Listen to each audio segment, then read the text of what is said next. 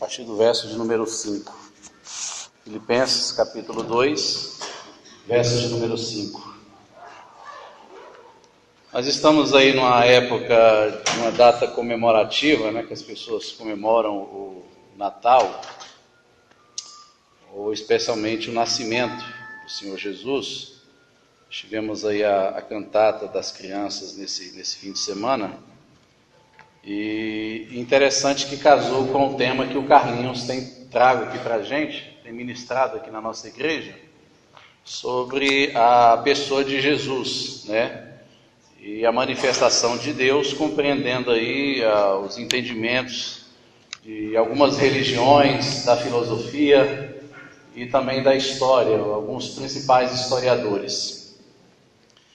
E aí eu tive pensando falar acerca da humanidade de Jesus, mas uma humanidade de Jesus que foi esquecida, não somente pelo movimento cristão, mas muito mais pelo movimento evangélico. Deixa eu só colocar aqui o início aqui do PowerPoint. A humanidade de Jesus esquecida.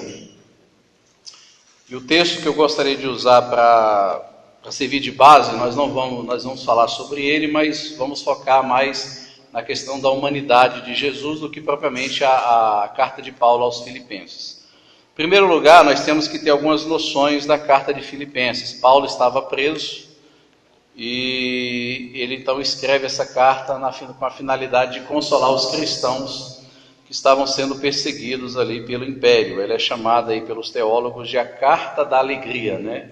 Ou evangelho da alegria. Paulo, mesmo estando numa situação de agonia, de prisão, ele ainda conseguia encontrar forças para encorajar os cristãos que estavam sendo perseguidos. E especialmente aqui em Filipos também havia duas mulheres que estavam brigadas. Paulo vai falar sobre isso no capítulo número 4, né, que era Sintique e Evódia. E Paulo então, para resolver aquela questão, tanto na questão da perseguição de modo externo, como também na questão da divisão interna na igreja, Paulo então vai usar aqui o exemplo de Jesus. E ele diz o seguinte a partir do verso de número 5. Tende em vós o mesmo sentimento que houve também em Cristo Jesus, pois ele, subsistindo na forma de Deus, não julgou por usurpação ser igual a Deus, antes a si mesmo se esvaziou, assumindo a forma de servo, tornando-se em semelhança de homem, e reconhecido em figura humana, e a si mesmo se humilhou, tornando-se obediente até a morte, e morte de cruz. Por que estudar acerca da humanidade de Jesus, ela é importante para nossos dias? E aí, fazendo uma leitura do nosso movimento, nós conseguimos descobrir pelo menos algumas situações que me motivou que nós estudássemos sobre esse tema. E aqui vai alguma delas. A primeira delas é que houve uma verticalização da espiritualidade. Por que houve essa verticalização da espiritualidade? Se você for analisar a maioria das mensagens e a maioria da ideologia da igreja, da mensagem da igreja como um todo, do movimento do cristianismo, nós vamos ver que as pessoas aumentaram em gênero, número e grau a busca pelo sagrado, a busca por aquilo que é do alto, a busca pela divindade, a busca por aquilo que é eterno. Desde os tempos antigos, o homem já tinha no seu coração a intenção de cultuar algo ou alguma coisa. Adorava-se a natureza, adorava-se o sol, através da materialização do ser divino, através das esculturas, das obras de artes, enfim. Mas a partir do cristianismo, especialmente dos movimentos que se seguiu após o cristianismo, as pessoas passaram a buscar com mais profundidade e desejar esse eterno com mais afinco do que se possa imaginar. Isso eu me refiro ao movimento religioso. Só que quanto mais a pessoa procura e busca esse lado divino, esse lado místico da espiritualidade, esse é o problema da verticalização, que ela pode desembocar no misticismo. Porque o que o misticismo faz? O misticismo faz com que você tenha uma fuga dos seus problemas, das suas lutas, das suas adversidades, e você então acaba se refugiando em Deus. Então Deus passa a ser o refúgio dos seus problemas. E aí você consegue esquecer os seus problemas, porque você agora está em contato direto com o místico, com aquilo que é mistério, com aquilo que é do além. E você então acaba esquecendo a sua realidade. Isso é muito comum, por exemplo, quando as pessoas se isolam aí nos monastérios, aí nos conventos, e as pessoas fogem dos problemas da vida com a finalidade de se achegar até Deus. E o problema é que quando a pessoa se verticaliza demais a sua vida espiritual, é que ela acaba anulando a sua própria natureza, anulando a sua própria humanidade. E o que mais nós vivemos hoje, segundo alguns sermões que são pregados, é que nós temos que ser seres perfeitos, seres quase que híbridos, que não pode sentir aflições da vida, que não pode errar, que tem que viver uma vida de perfeição ao extremo. E às vezes, por conta das pessoas não conseguirem alcançar essa perfeição, elas então acabam se frustrando. Então você vê o primeiro ponto aí, que é a busca da divindade, né? Então esse Jesus das Escrituras foi transformado quase que numa divindade, numa entidade onde as pessoas encontram fuga para os seus problemas. Além disso também, Jesus, ele se tornou uma ponte para as conquistas. É muito comum hoje em dia você ver as pessoas dizendo que através de Jesus você pode alcançar as bênçãos de Deus. Então Jesus se torna um veículo pela qual eu conquisto as bênçãos materiais, eu conquisto a minha vitória, eu conquisto os meus sonhos, eu consigo realizar a minha vida. Sabe aquela ideia que a gente ouviu muitos anos atrás que dizia que o crente não nasceu para ser cauda, o crente nasceu para ser cabeça. Então essa ideologia, que é uma ideologia do mundo, porque a ideologia do mundo é que você tem que ser uma pessoa de sucesso. A ideologia do mundo diz que você tem que ser uma pessoa que vai conquistando os mais altos graus da sua vida profissional e os mais altos níveis da sua posição social, porque essa é a filosofia do mundo, não é a filosofia do Evangelho. Porque a filosofia do Evangelho, ela é um crescimento espiritual, é um anelar e um desejar profundamente agradar a Deus e fazer a vontade de Deus e, sobretudo, ir para a vida eterna. Nós aspiramos às coisas que são da eternidade. Mas por incrível que pareça, as pessoas fizeram de Jesus uma ponte para as suas conquistas, justamente por conta desse misticismo, por conta desse paganismo que se criou em torno do nome de Jesus. Além disso também, Jesus se tornou uma solução. Não é isso que muitas vezes as pessoas falam? Jesus é a solução para os teus problemas. Jesus é a solução para a sua solidão. Jesus é a solução para as suas crises. Jesus é a solução para os seus momentos de agonias. É a solução para tudo. Se você não está casado, Jesus vai te dar um marido, vai te dar uma mulher, vai te dar uma esposa. Jesus vai te dar uma casa. Jesus vai te fazer uma pessoa feliz. O problema é que quando eu coloco esse tipo de mensagem, esse tipo de sermão, faz com que as pessoas se aproximem de Deus, se aproximem de Jesus, simplesmente para se sentirem felizes. E por incrível que pareça, a mensagem do Evangelho não é para que eu me sinta feliz, mas é que para nos momentos de adversidades, de agonias e de espinhos da vida, eu consiga encontrar refrigério em Deus. Como dizia o nobre Caio Fábio, ele sempre fala, é preciso enfrentar a tragédia, mas sem perder a doçura pela vida. E isso só é possível através de Jesus, mas as pessoas infelizmente fizeram de Jesus uma solução para os seus problemas. Além disso também, o Jesus anunciado muitas das vezes, por causa dessa verticalização e por causa desse misticismo que entrou no meio cristão, faz com que Jesus seja apenas uma libertação da condenação. Lembra aquela antiga história, quando a gente era pequeno na EBD? Eu me converti aos 12 anos. E eu lembro que na escola bíblica dominical, o professor da classe de catecúmenos sempre mostrava aquele exemplo que nós conhecemos e que nós fazemos hoje em dia, né? Você tem aqui o abismo, você tem o fim da linha, aí no final da linha tem um abismo, né? Com muitas chamas de fogo, aquele desenhozinho, e de outro lado você tem o paraíso. Aí eles dizem que para você chegar, atravessar esse abismo, você precisa colocar a cruz. Então a cruz é o veículo pela qual a pessoa se aproxima do paraíso. Legal, é verdade. Através de Jesus nós fomos libertos da condenação do pecado. Nenhuma condenação há para aqueles que estão em Cristo Jesus, diz o texto de Romanos, capítulo de número 8, verso 1. Nenhuma condenação há. Então Jesus, ele de fato me liberta da condenação.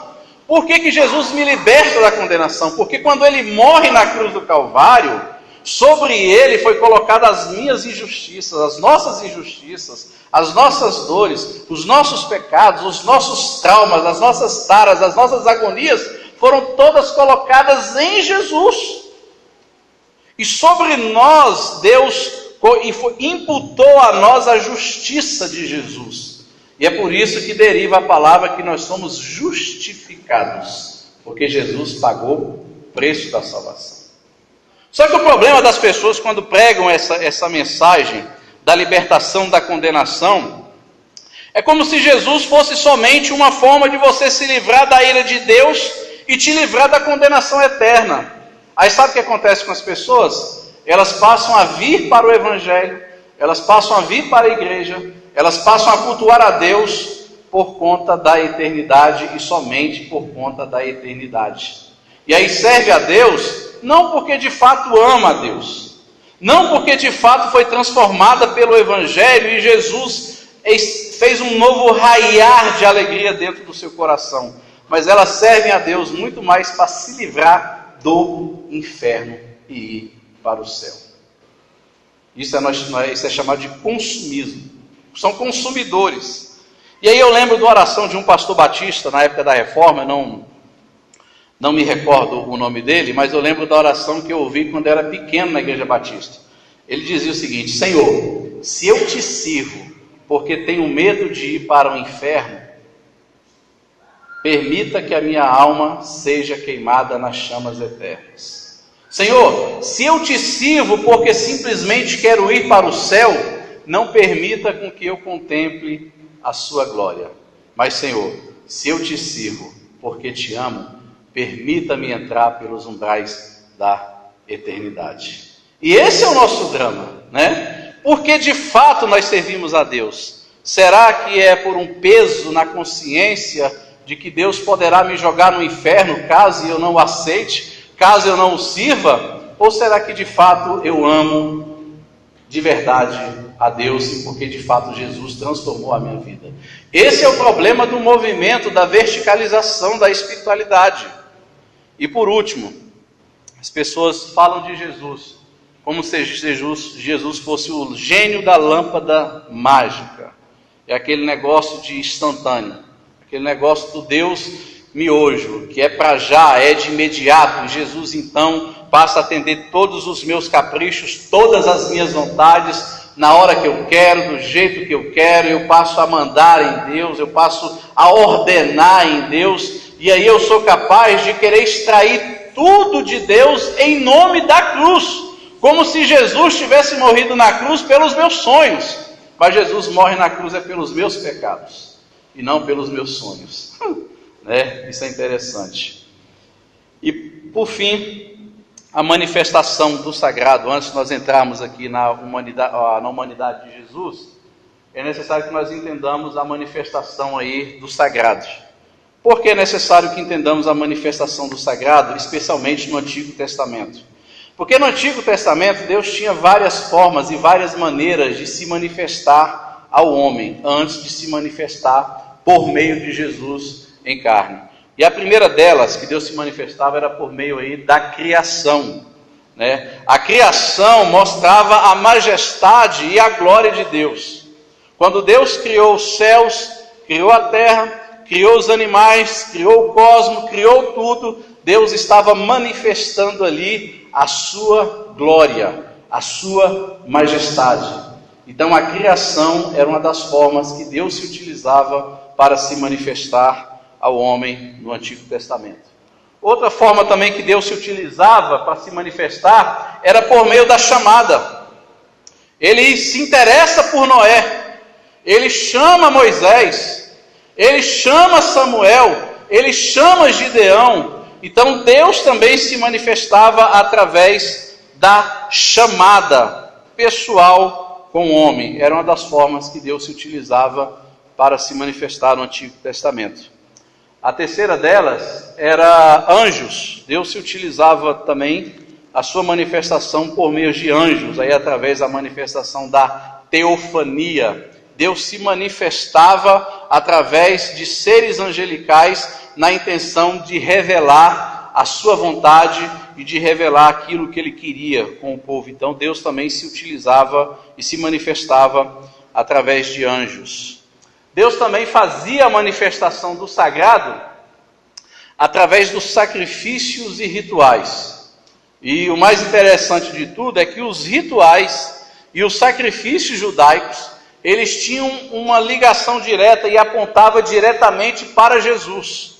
Todos os rituais do Antigo Testamento, desde o sacrificar as ovelhas no altar, o oferecimento delas a Deus, tudo isso apontava para o Cordeiro de Deus que viria na consumação dos tempos dentro daquilo que Deus havia decretado. Então os rituais e os sacrifícios eram o meio pela qual Deus também manifestava a sua vontade.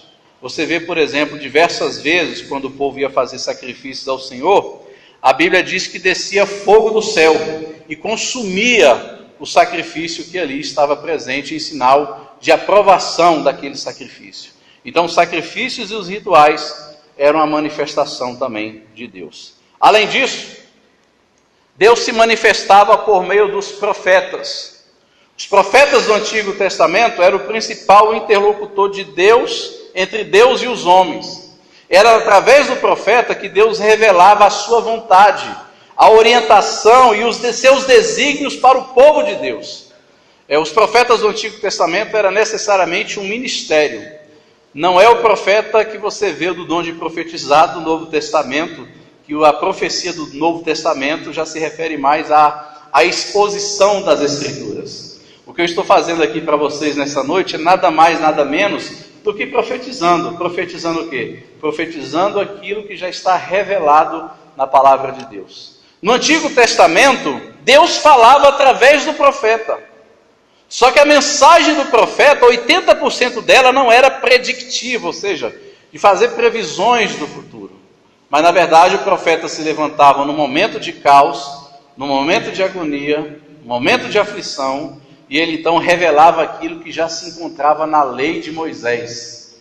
Quando o profeta Jeremias, profeta Isaías, por exemplo, vai advertir o povo acerca de uma invasão de uma nação, no caso do cativeiro, já estava escrito na lei de Moisés há muitos anos atrás, que se o povo não obedecesse a Deus, uma das pragas seria Deus invadir a nação através, como forma de juízo. Então, o profeta era o interlocutor de Deus e os homens.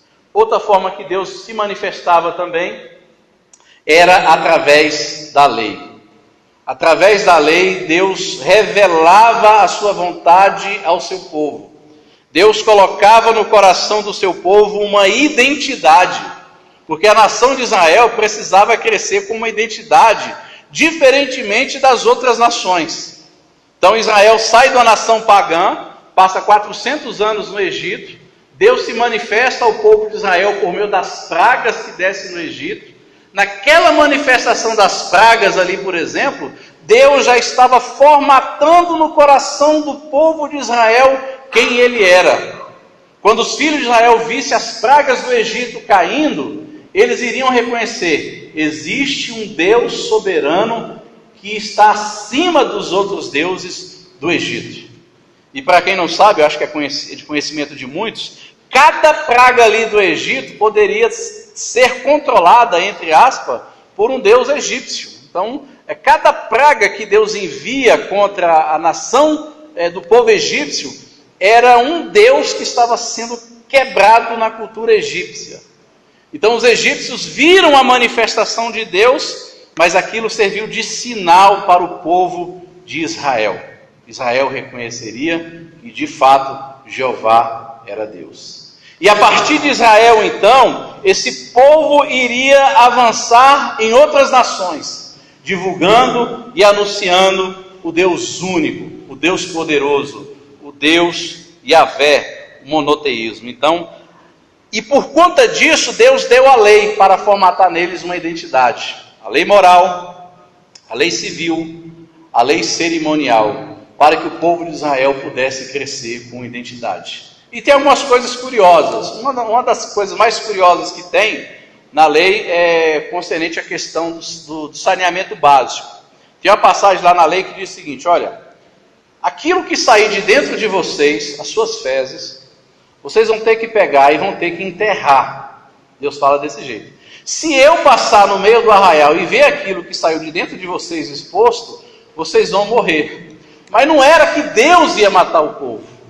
É porque se a pessoa deixasse as fezes expostas, contrairia doença. Então Deus agiu de forma didática para com o povo, na intenção de criar no coração do povo uma identidade. A maneira de cozinhar o cabrito, no leite ou não, alguns tipos de rituais, algum tipo de dogmas, ou dogmas não, de leis severas para a punição do crime, era Deus formatando uma identidade no coração do povo de Israel.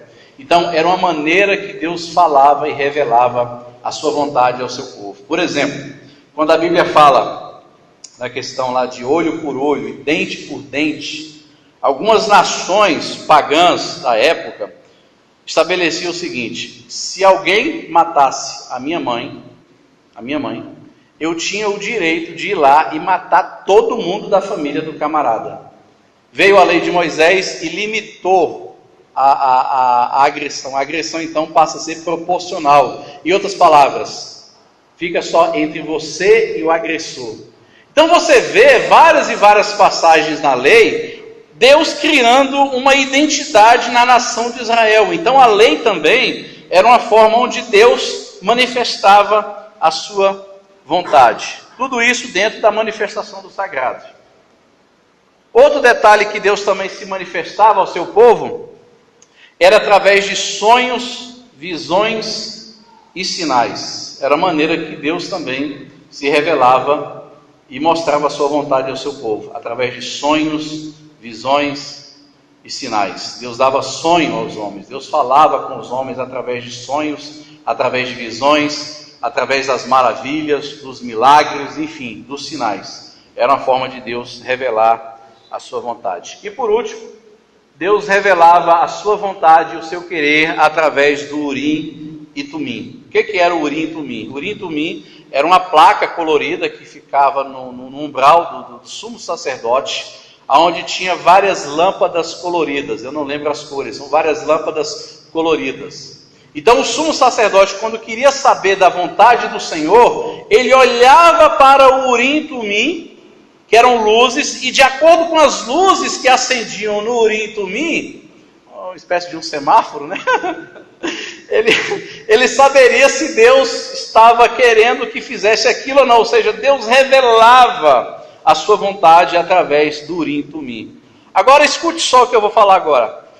Todas essas revelações, todas essas manifestações do sagrado, elas foram afuniladas. Eu não sei se a palavra afunilada é a maneira correta de se falar. Elas foram resumidas. E aí então, ela foi resumida justamente na pessoa de Jesus. Jesus então passa a ser a manifestação perfeita, a manifestação de maestria, a manifestação triunfante e por que não dizer a última manifestação de Deus para os homens. Então todos os rituais, todas as manifestações dos profetas, da lei, sonhos, visões, Urim, Tumim, da chamada individual, da manifestação por anjos, da própria criação, tudo isso então culmina na pessoa de Jesus. E eu acho mais interessante é que o escritor de Hebreus, lá no capítulo 1, verso de número 1, ele olha para isso tudo e ele diz isso que eu vou ler para vocês agora. Olha só como que casa tudo isso. Havendo Deus antigamente falado muitas vezes e de diversas maneiras a seus pais, pelos profetas, a nós falou-nos desses últimos dias pelo Filho. Pelo Filho. Então, de fato, Jesus, antes de vir ao mundo, as pessoas só podiam conhecer a Deus de modo parcial. Todas essas revelações não eram revelações total de Deus. Não. Eles puderam conhecer Deus plenamente, porque Deus se tornou visível e tangível na pessoa de Jesus. Logo, Cristo é a perfeita expressão de Deus em forma humana. Precisou eu fazer toda essa viagem toda para a gente entrar no texto. Por que é importante nós entendermos e ter feito essa viagem todinha lá no Antigo Testamento?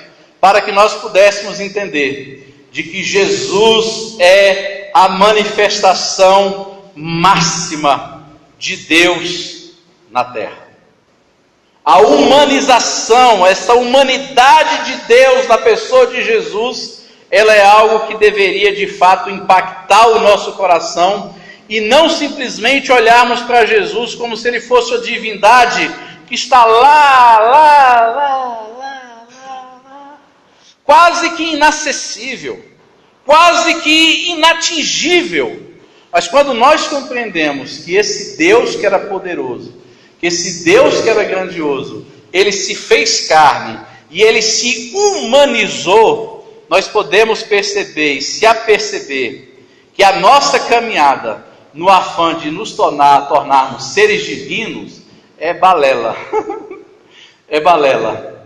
Porque você vê uma antítese, uma contradição violenta entre a manifestação de Deus e a nossa manifestação da nossa espiritualidade. De um lado você tem um Deus que se fez carne, o Verbo se fez carne e habitou entre nós. E de outro lado você vê o homem procurando a sua divinização. Deus desceu, mas o homem quer subir. Deus se humanizou, mas o homem quer se divinizar. O Verbo se fez carne, mas a gente quer se tornar anjo. Já pensou como que é? É isso o propósito que eu queria trazer para vocês aqui nessa noite. E não é um sermão de escandalizar, não é um sermão de deixar a gente de cabeça para o ar, de cabelo em pé, mas é um sermão, um estudo para que possamos compreender de fato que Jesus foi como eu e como você.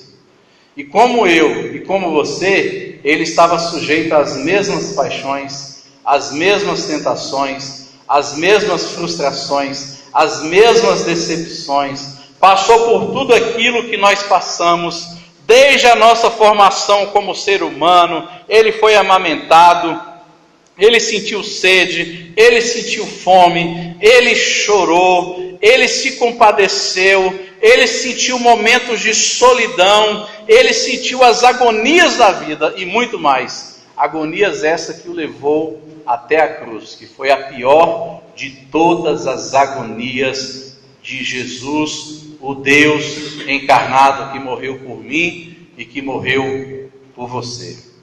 E aí, nós vamos entrar agora no texto e dizer que a vida de Jesus é o melhor exemplo para a igreja.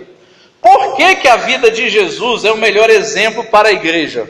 Isso porque aquela igreja, além de estar sofrendo perseguição, além de estar sofrendo as agonias da vida, além de estar sofrendo as intempéries da sociedade e do sofrer do dia a dia, e principalmente da perseguição do Império Romano, Era uma igreja que não estava sabendo lidar com os relacionamentos interpessoais.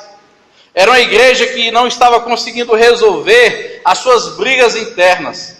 E constantemente você vê o apóstolo Paulo sempre escrevendo nessa intenção de pacificar os corações, aliviar as brigas internas. E então nós vemos, por exemplo, que o melhor remédio para curar os males da igreja é olhar para Jesus e seguir os seus passos e imitar o seu exemplo. O verso de número 5 aí, Paulo vai dizer: tende em vós o mesmo sentimento que houve em Cristo Jesus. Então a igreja de Filipos, que estava sendo atacada tanto por inimigos externos, mas também por intrigas internas, para corrigir ambos os males, a igreja então deveria olhar para Jesus, porque Jesus seria o exemplo máximo a ser seguido. Qual seria esse exemplo máximo de Jesus a ser seguido? Aí João vai dizer lá em 1 João, capítulo 2, verso 6, ele diz o seguinte: aquele que diz que está nele, deve também andar como ele andou. Então Jesus é o nosso exemplo. E existem várias passagens na Bíblia, como foi colocado aí, que mostra Jesus nos incentivando a imitar aquilo que ele fez na sua humanidade. Por exemplo, aí Mateus 11, 29, tomai sobre vós o meu jugo e aprendei de mim, aprendei, olhai para mim, olhai para a minha pessoa. João 13, de 14 a 17, tem quatro termos aí, ó. Vós deveis também lavar os pés uns dos outros, porque eu vos dei o exemplo, para que como eu fiz, façai vós também. O finalzinho, se sabeis essas coisas, bem-aventurados sois, se as fizerdes. Então Jesus deu o seu exemplo. Texto aí de João 13, verso 34, um novo mandamento vos dou, que vos ameis uns aos outros, como eu vos amei, vós também amareis uns aos outros. João 13, 34. Então você percebe que Paulo já começa a dizer que essa manifestação de Jesus, do Deus encarnado, deveria nos servir de exemplo. E o mais curioso de tudo é que quando a gente vai falar de Jesus, a gente gosta muito de falar do Jesus poderoso, né? É o Jesus que fez milagres, é o Jesus que curou, é o Jesus que expulsou demônios, é o Jesus que tinha autoridade sobre o poder das trevas, é o Jesus que anda por cima do mar, é o Jesus que ressuscitou a Lázaro. Ou seja, a gente sempre costuma olhar Jesus somente por esse lado poderoso, mas poucas vezes nós paramos para olhar para Jesus na perspectiva da sua humanidade. É o Jesus que abraçava crianças, é o Jesus que se compadecia das pessoas, é o Jesus que comia com pecadores e publicanos, é o Jesus que não recriminava e que não descartava as pessoas como se as pessoas fossem lixo. É o Jesus que ensina de que eu devo amar até mesmo o meu pior inimigo. É o Jesus que chorou, é o Jesus sensível. Poucas das vezes, quando nós vamos falar de Jesus, a gente fala de Jesus nessa ótica. Então, o primeiro passo é ter Jesus como exemplo. E o melhor exemplo que nós podemos ter de Jesus foi essa manifestação dele em carne. E o verso de número 6 aí, Paulo vai dizer então,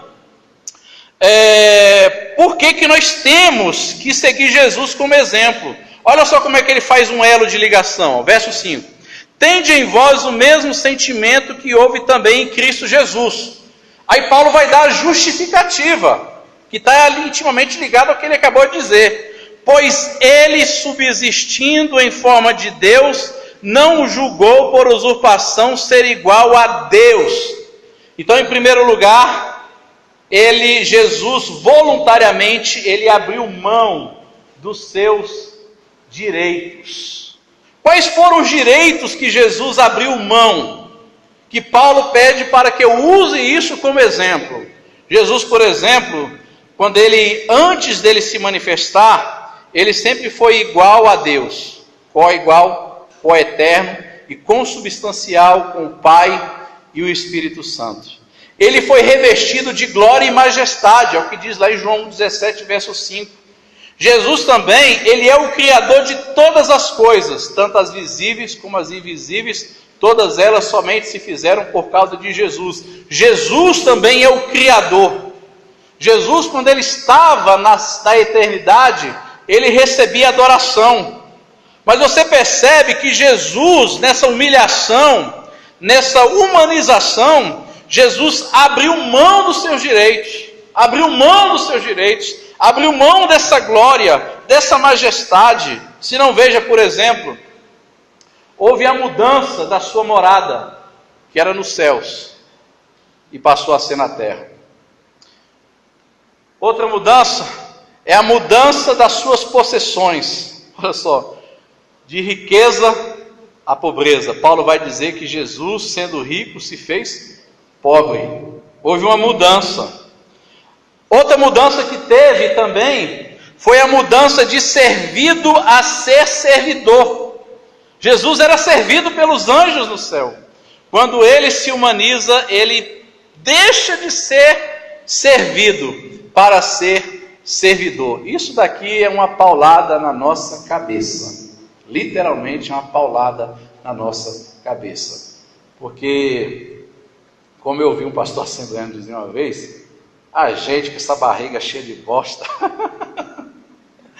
a gente quer ser alguma coisa, enquanto que o Deus, Senhor, Jesus, Criador do universo, ele, ao invés de ser servido, o que ele mais fez na sua humanidade foi ser servidor, servir, lavar pé. E ele foi tão servidor que antes de morrer, ele lava os pés dos seus discípulos. E estava tendo uma briga lá, se você ver, estava tendo uma briga lá, quem era o maior, né? Estava discutindo quem era o maior. E Jesus então simplesmente lava os pés. E lavar pé naquela época não era serviço para qualquer um. Só lavava os pés naquela época quem era escravo. E as pessoas naquela época andavam descalço. E não havia banheiro sanitário. Então as pessoas vinham com os pés tudo cheio de fezes, cheio de poeira, cheio de sujeira. Então o trabalho de lavar pé naquela época era um trabalho muito complicado. Era uma humilhação. Então houve uma mudança de servido para servidor. Além disso também, você vê uma mudança de forma. Então, Jesus na eternidade, forma de Deus, mas quando ele se humaniza, ele se assemelha aos homens. Jesus passa a ter mãos, passa a ter pés, passa a ter boca, passa a ter sensibilidade, ele se alimenta, ele come, ele é amamentado por Maria, ele cresce, ele se desenvolve, ele brinca como qualquer outra criança deve ter brincado, ele trabalhou, ele experimentou trabalho forçado, ele era carpinteiro. Então houve uma mudança na forma de Deus e na forma dos homens. Além disso também, na humilhação de Jesus, mostrando que ele voluntariamente abriu mão dos seus direitos, houve uma limitação de glória, né? Então, Jesus tinha toda a glória na eternidade. Quando ele se humaniza, a sua manifestação da sua glória fica limitada e ele manifesta a sua eternidade quando ele quer se apresentar, ele manifesta. Então, você percebe então, esse Jesus que se humilhou, que se humanizou-se, ele abriu mão dos seus direitos. Agora interessante, se você fazer um contraste, um paralelo entre Jesus, Adão e Lúcifer, você vai ver alguns comportamentos interessantes. Você vai ver, por exemplo, Adão e Lúcifer, por exemplo. Lúcifer não se contentou em ser uma criatura, ele queria ser criador. Lúcifer, sendo anjo, a Bíblia diz que ele sobe até o trono de Deus, e ele sendo criatura, ele queria ser o criador, ele queria comandar tudo. Ao passo que Jesus, sendo criador, ele anda no caminho inverso de Lúcifer.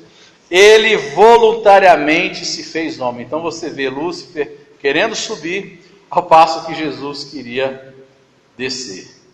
É por isso que uma certa época eu li um livro, acho que foi do Caio Fábio, ele fala sobre a síndrome de Lúcifer.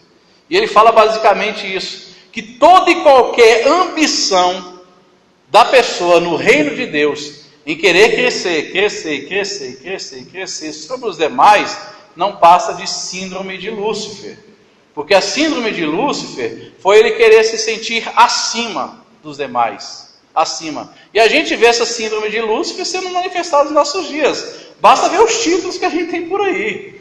Né? Bispo, apóstolo, paipóstolo, patriarca, querubim, e por aí vai. Rei, já tem até rei nos Estados Unidos, e por aí vai. Isso é a síndrome de Lúcifer, aquela questão de querer ser grande, ao invés de querer descer. É por isso que esse lado de Jesus é pouco falado em muitas igrejas. Por que é pouco falado? Porque a gente gosta de glória, a gente gosta de ser elogiado, a gente gosta de destaque. A Igreja Católica inventou, não era desse tamanho, não, era um pouco mais alto, uma plataforma chamada de ex-cátedras, onde ficavam lá os homens sábios da Igreja Católica. E aqueles homens eram intermediários de Deus. Então os homens já se sentiam deuses. Isso era a síndrome de Lúcifer, contrário à mensagem de Jesus. Agora veja no caso de Adão, por exemplo. Adão, quando ele come o fruto, ele pensa unicamente em si. Ele queria chegar à divindade. Ele queria ser como Deus, que foi a promessa lá pela serpente. Sereis como ele é. Então, desde o jardim do Éden já existe essa mensagem do diabo, do homem querer buscar a divindade. Sereis como Deus. Jesus Cristo não. Jesus não pensou em si. Jesus pensou no próximo, pensou nos outros. Adão, criado homem à imagem de Deus, tentou arrebatar para si uma falsa ilusória de igualdade com Deus. Cristo alcançou o senhorio universal mediante a sua renúncia. Então você vê essa diferença entre Adão e Jesus. Nós vamos falar mais tarde sobre essa questão do primeiro Adão e do segundo Adão. Quais foram os efeitos da escolha do primeiro Adão e os efeitos da escolha do segundo Adão, que é Jesus, que Paulo chama Jesus de segundo Adão. O verso 6 e 7, Paulo continua dizendo no verso 7: Antes a si mesmo se esvaziou, assumindo forma de servo, tornando-se em semelhança de homens e reconhecida em figura humana. Então o outro ponto aí é que Jesus se esvaziou. Agora, de que Cristo se esvaziou? E aí existem várias e várias especulações, que não vale a pena nós entrarmos nisso, senão a gente vai passar a noite toda. Existem 15 pensamentos teológicos acerca disso, que foram considerados aí heresias. Então, o primeiro ponto, certamente Jesus não esvaziou, não foi da existência na forma de Deus, porque isso era impossível. Jesus continuou sendo Filho de Deus. Cristo renunciou ao seu ambiente de glória. Ele pôs de lado a sua majestade e a sua glória, mas ele permaneceu Deus. Ele jamais deixou de ser possuidor da natureza divina, mesmo em seu estado de humilhação, ele jamais despojou da divindade.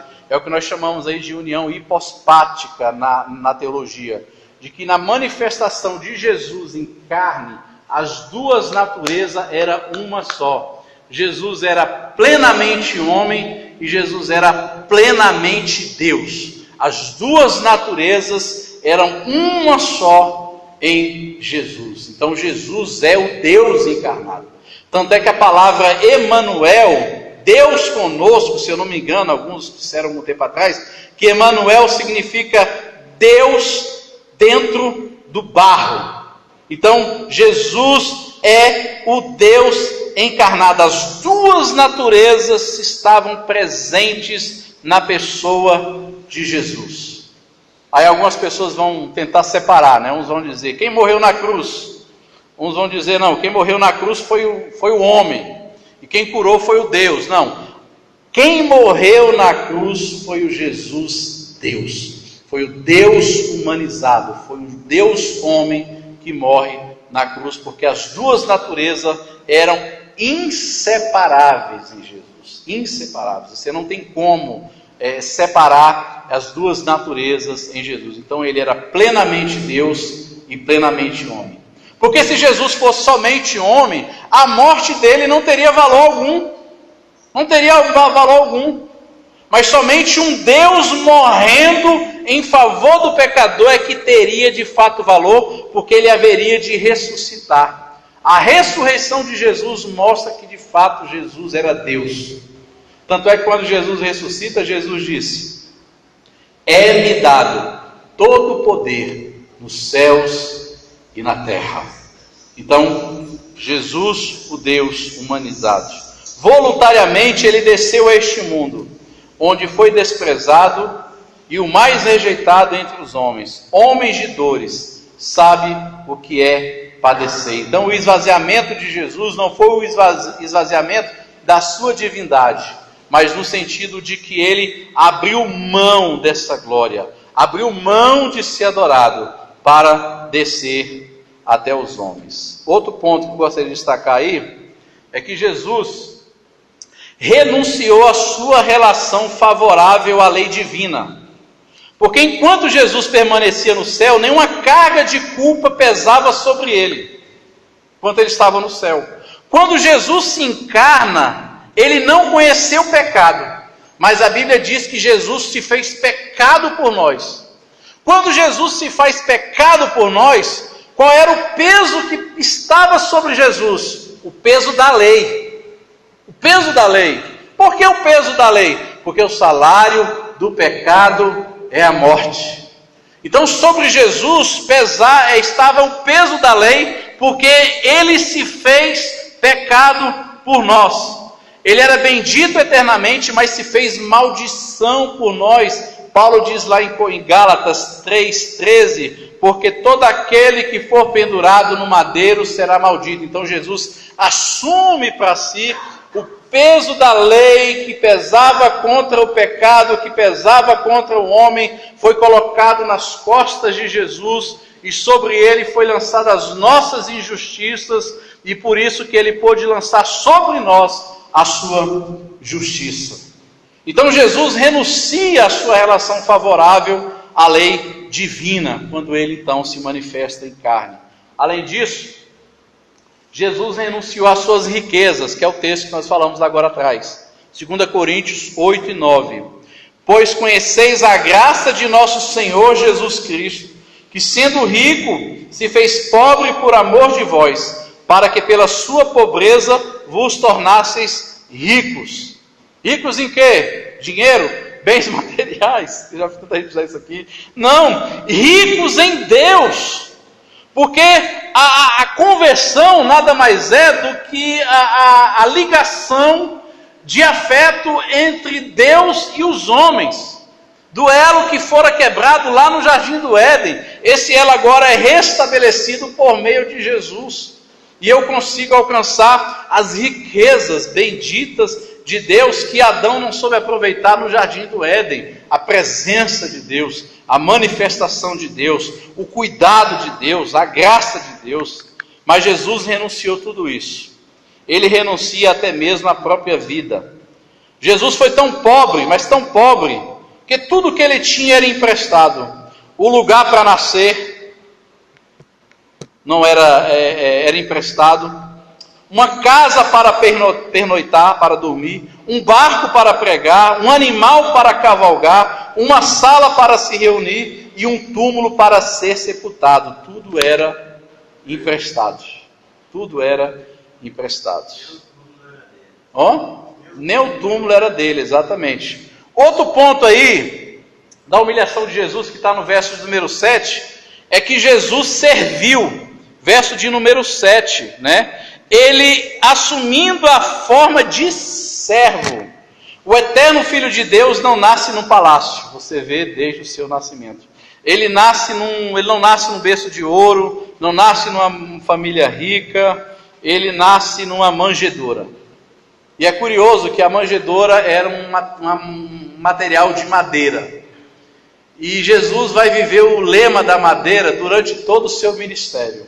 Ele nasce na madeira, entre os pobres.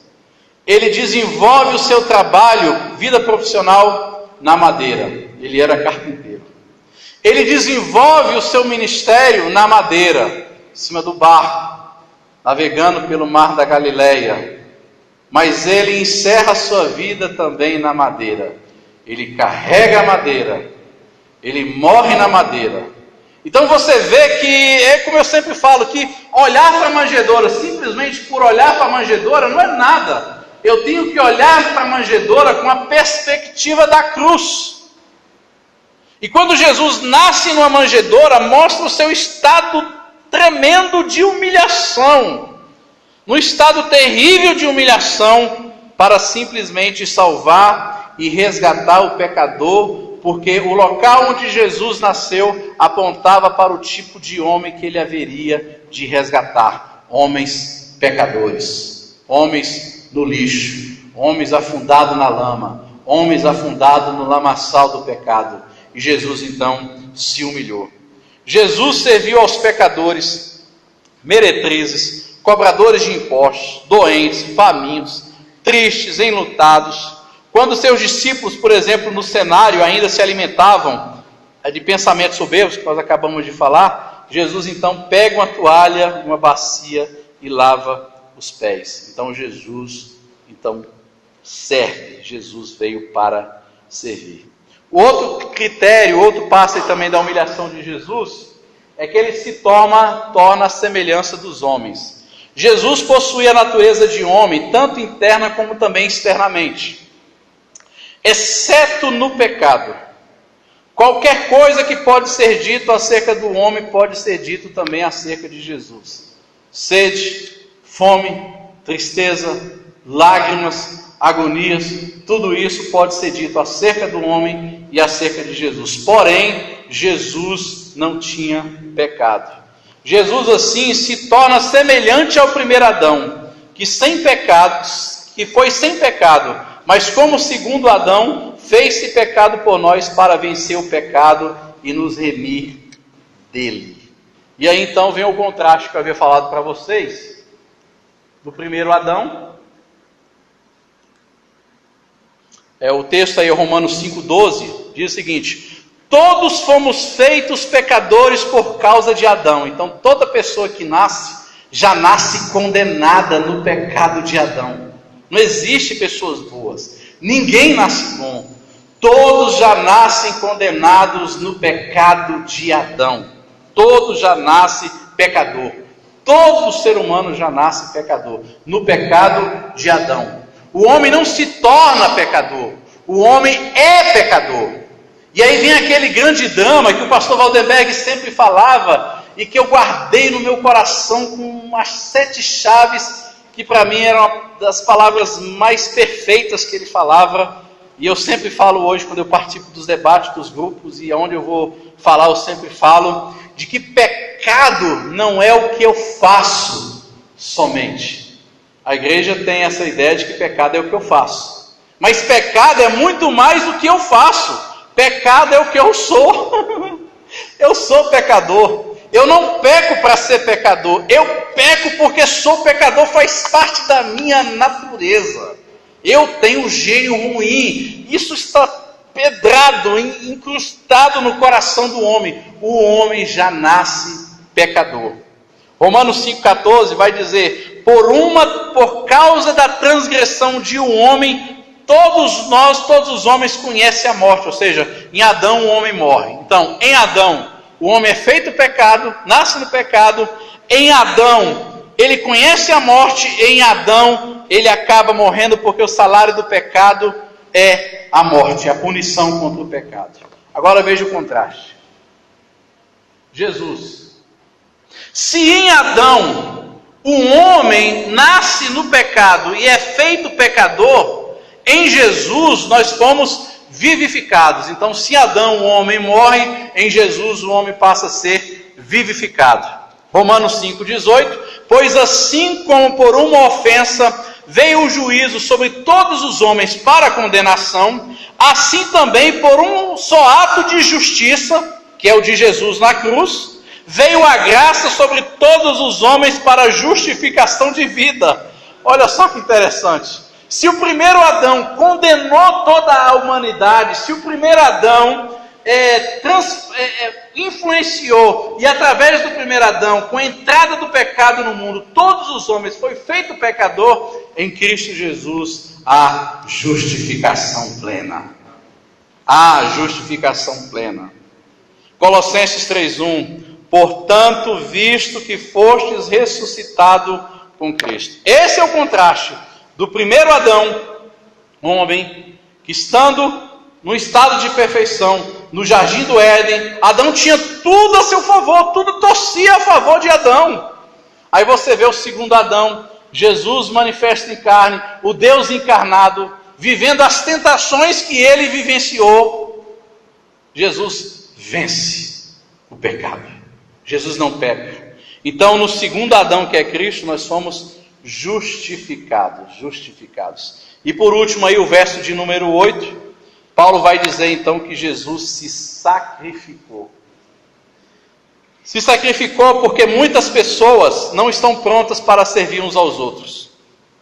Muitas querem servir, só que poucas querem de fato pagar o preço. Porque servir custa algo. Custa. Se há um preço a pagar, então perde o interesse. Geralmente essa é a nossa tendência. Jesus serviu sacrificialmente e foi obediente até a morte e morte de cruz. Cristo se esvaziou e se humilhou quando ele se fez homem. Mas muito mais do que isso, Jesus se sacrificou. E qual foi o maior sacrifício de Jesus, além dele ter aberto mão da sua glória? Foi ele ter morrido numa cruz. Ele se sacrificou em cima de uma cruz. E essa cruz ela era dolorosa. Segundo lugar, a cruz era ultrajante. Terceiro lugar, a cruz era maldita. Então Jesus se sacrificou. Então você percebe que Jesus se humaniza, o Verbo encarnado, ele vive as aflições da vida, tem que se tornar o nosso exemplo na maneira como ele se procedeu, na maneira como ele se viu, mas muito mais do que servir, Jesus então se sacrifica. E é por isso que Jesus fala que eu devo amar o meu irmão, o próximo, não mais como a mim mesmo. Eu não gosto quando a pessoa fala, aquilo me dá um troço no coração. Devemos amar uns aos outros como o homem devemos amar uns aos outros como a nós mesmos. Isso não existe mais, irmão. Isso não existe. Esquece esse versículo, esquece. Porque Jesus, lá em João 13, ele nos deu um novo mandamento. Ele diz que eu tenho que amar o próximo, não é mais como a mim mesmo, mas eu tenho que amar como ele me amou. E como é que ele me amou? Se sacrificando na cruz do Calvário. Aí é outra paulada na nossa cabeça. É difícil amar algumas pessoas, né? É difícil amar o Sandro, né? Agora pense, se é difícil amar quem você está perto, imagine você ter que amar o seu próprio inimigo. É por isso que eu digo que esse lado da humanidade de Jesus, ele não é uma mensagem aplaudida. Agora, quais são os efeitos da humanidade de Jesus? Eu já estou encerrando. Quais são os efeitos da humanidade de Jesus? É o que está lá em Hebreus 2,14. Uma vez que os filhos têm em comum carne e sangue, por isso também ele participou da mesma condição. Ou seja, falando aqui de Jesus. Hebreus está falando de Jesus. A fim de destruir pela morte o dominador da morte, isto é, o diabo. Ou seja, uma vez que Jesus, tendo tido a mesma natureza que a nossa, carne e sangue, que ele também participou dessa mesma minha condição de homem, então ele sabe o que é padecer, ele pode interceder por mim e ele pode me ajudar a destruir o poder da morte, isto é, o diabo, porque o diabo ele é o acusador das nossas almas. É por isso que toda vez que eu peco, há um acusador me acusando daquilo que eu fiz. Mas aquele que viveu conforme a minha natureza, carne e sangue, que sabe o que é padecer, a Bíblia diz que ele é o nosso advogado fiel. Aleluia, aleluia. Outro efeito da humanidade de Jesus é o que está lá em Hebreus 2,17. Estou terminando. Falta pouquinho. Pelo que convia que em tudo fosse feito semelhante a seus irmãos. Olha só que interessante. Quando eu li isso aqui, eu falei, eu não imaginava que tinha isso aqui na Bíblia. Pelo que convia que em tudo fosse feito semelhante a seus irmãos, para se tornar sumo sacerdote, misericordioso e fiel nas coisas concernentes a Deus, a fim de fazer propiciação pelos pecados do povo. Jesus é o nosso sumo sacerdote. O sumo sacerdote entrava uma vez ao ano no Santo dos Santos para expiar pecados pelo povo. Agora Jesus passa a ser o meu sumo sacerdote e passa a interceder junto ao Pai, juntamente com o Pai. Interceder. Ele se ofereceu, o véu rasgou, ele entra no santuário celestial, nos Santos dos Santos. E quando ele entra nos Santos dos Santos, cada um de nós fomos feitos sacerdotes, tendo Jesus como sumo sacerdote. Outro efeito da humanidade de Jesus. Outro efeito. Não vai me decepcionar agora. Decepcionou. É o que está lá em Hebreus 2,18. Porque naquilo que ele mesmo sendo tentado, padeceu, pode socorrer também aos que são tentados. Você está vendo como é interessante nós estudarmos acerca da humanidade de Jesus? Você está vendo como é importante a gente não divinizar ou ter Jesus como ser supremo, superior? Sim, temos que ter, mas nós não podemos ver Jesus somente sob essa ótica, mas ver também o Deus encarnado, Jesus homem, que sofreu as tentações, sendo tentado, padeceu e pode socorrer os que são tentados. Hebreus 2,18. Que faz conexão com Hebreus 4,14. Olha o que diz. Tendo, portanto, um grande sumo sacerdote, Jesus, Filho de Deus, que penetrou aos céus, retenhamos firme a nossa confissão. Porque não temos um sumo sacerdote que não possa se compadecer das nossas fraquezas.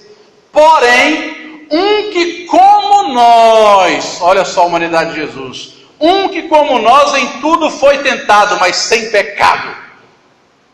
Se Jesus foi como nós, não pecou, Ele pode me ajudar a vencer os pecados, Ele pode me ajudar a vencer as tentações, Ele pode me ajudar a vencer as provações. Eu vou dizer mais outra bomba, Ele pode me ajudar a cumprir os mandamentos do Senhor. Porque agora eu sou uma nova criatura, o meu coração não está mais tendencioso ao mal como havia na lei, mas uma vez que Cristo morre na cruz do Calvário, Ele satisfaz essa justiça em Deus, o Espírito Santo dele habita em mim, eu sou a nova criatura, eu agora posso obedecer os mandamentos de Deus. E por fim, nele se encontra todas as fraquezas da humanidade, porque em tudo foi tentado, de modo que todo homem sobre a terra pode ser tentado. Encontra em Cristo Jesus o poder contra a tentação. Então, no Jesus que foi humanizado, nós encontramos poder contra a tentação. E por último, e encerrando, e aí eu fecho, Jesus é a imagem do Deus invisível. Colossenses 1,15. Ele é a imagem do Deus invisível, o primogênito de toda a criação. 2 Coríntios 4,4. Nos quais o Deus deste século cegou o entendimento dos incrédulos, para que lhes não resplandeça a luz do Evangelho da glória de Cristo, que é a imagem de Deus. Aí eu te pergunto, o que é a conversão? A conversão nada mais é da obra de Jesus restituir a imagem de Deus, a imago Dei, que fora perdida, que fora manchada e maculada por causa do pecado no jardim do Éden. Em outras palavras, meus amados irmãos, crer em Jesus não é somente ir para o céu. Crer em Jesus não é simplesmente almejar a humanidade, a eternidade. Crer em Jesus é nós sermos humanizados como Jesus foi. Mas acima de tudo, ter estampado no meu coração a imagem de Deus. Jesus é a imagem de Deus. Então, conversão é a reintrodução dessa imagem de Deus que fora perdido lá no jardim do Éden. Isso é conversão. Jesus é a imagem de Deus. E que essa imagem de Deus, que é Jesus, possa estar estampada na minha vida. Muitas pessoas me perguntaram, o que é a imagem e semelhança de Deus lá no homem, lá no Jardim do Éden? O texto de Colossenses responde, Jesus é a imagem de Deus.